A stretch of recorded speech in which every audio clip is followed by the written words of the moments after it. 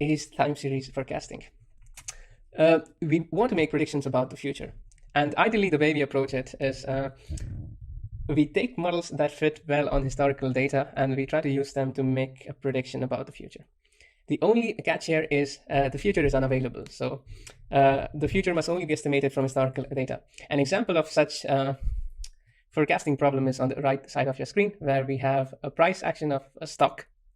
I mean, it's a univariate prediction problem. And the idea is we want to predict the price of the stock after a certain point in time. So it is an example of a forecasting problem. Of course, you could have several other components. However, I wouldn't go into it right now. You could have seasonality and the noise and other features around it. However, we'll refer to resources in the following slides where you can go ahead and look deeper into the specifics. We have gone ahead to include one model from each school of thought, starting from more traditional statistical models from ARIMA to more recent deep learning oriented models as well. So let's get started with the first model, which is ARIMA, autoregressive integrated moving average. The idea is we want to understand the relationship within the time series using the lags and shifts. And the idea is once we understand the relationship within the time series, we'll be able to predict the future. All the hyperparameters here represent one component of the model, for example, autoregression and moving average and integrated as well. And the idea is we should be able to go ahead and optimize these hyperparameters in order to obtain a good fit, and then we can forecast the future. The only heads up here is this can only be applied to a stationary time series.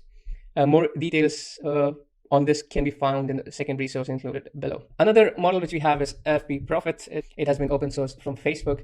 It's an additive model. Works really well with the series which have strong seasonal impacts and have multiple occurrences of seasons. Works really well with missing data and outliers and shifts as well. However, if you want to understand your model deeper, this might be a bottleneck. It has really fantastic off-the-shelf shelf features, but again, it's a black box at the end. And as the final model, we have LSTM. It has known to have worked with sequences of data. It's a specific recurrent neural network and understands the relationship between sequences of data. Has worked really well with in NLP problems and also has worked really well with forecasting problems as well. So let's jump right into what you should potentially be tracking when it comes to forecasting projects. Starting off, I think it's very important to track data versioning, especially when you have this influx of data. Your data is getting updated pretty much every day. So you are retraining your models. It's really important to have your data versioned and know on which version of the data the model was trained on. You also have some model training metadata that we would like to keep track of, including hyperparameters, losses, metrics, of course, model checkpoints. And we would also like to have some flexibility around how we can go about visualizing forecasts and log forecast as well.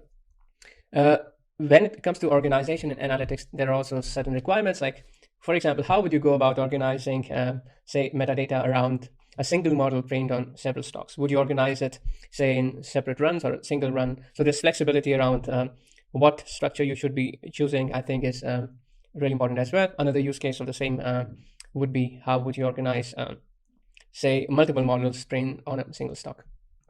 And also the ability to run queries or searches, like where you can select a subset of runs for a specific stock or a specific store on which was trained on a specific data version in order to draw some comparison, is of course a great addition. And also the ability to update existing runs as you retrain your model and log the updated metadata in those runs instead of having to create new runs, I think also is a great added advantage.